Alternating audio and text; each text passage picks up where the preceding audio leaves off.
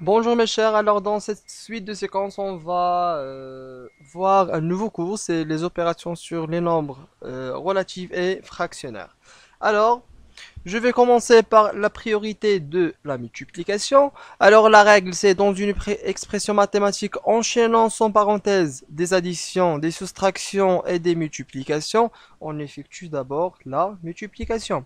Alors là, avant de commencer un exemple, je dois lancer des petites remarques. C'est que le cas où l'expression ne comporte plus que des additions ou des soustractions, on effectue les opérations de la gauche à droite. C'est bon? La deuxième remarque, c'est dans une suite d'addition, seule d'addition ou bien une suite de multiplication, on peut modifier l'ordre des termes sans problème ou des facteurs sans que cela change la somme ou le produit. Cela peut permettre de calculer mentalement certaines expressions. Alors, je commence maintenant un exemple où je vais appliquer ces règles-là pour bien comprendre la règle que je viens et la remarque que je viens d'énoncer. Alors, il faut commencer un exemple pour bien expliciter la tâche. Et voilà, je prends mon stylet. Donc, l'expression A, c'est une expression mathématique qui est enchaînant la soustraction, la multiplication, l'addition. Donc, c'est 25 moins 8 fois 2 plus 4 fois 2, ça vaut combien? Alors, d'après la règle qu'on vient d'énoncer, qu'est-ce qu'on a? On a la priorité de la multiplication. Alors, si on a une expression mathématique enchaînant la multiplication, l'addition et la soustraction, on doit commencer par quoi? On doit commencer par la multiplication. Donc, je dois calculer la multiplication d'abord. Donc, je dois calculer 8 fois 2 et 4 fois 2. Donc, c'est 25.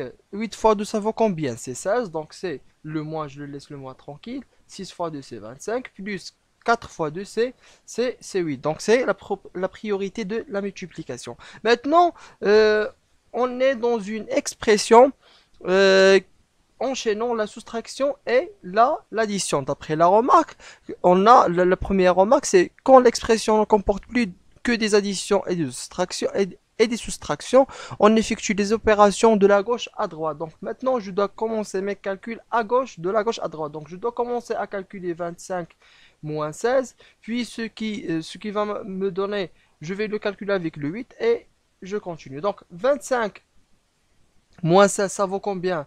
Ça vaut sûrement 9. 9 plus combien? Plus 8.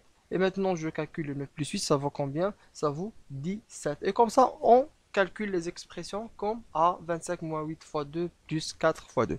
Maintenant, je continue. Alors, le deuxième exemple, c'est 2 fois 3 plus 5 fois 4 plus 6. Alors, c'est l'expression B. Donc, l'expression B, on a, c'est 2 fois 3.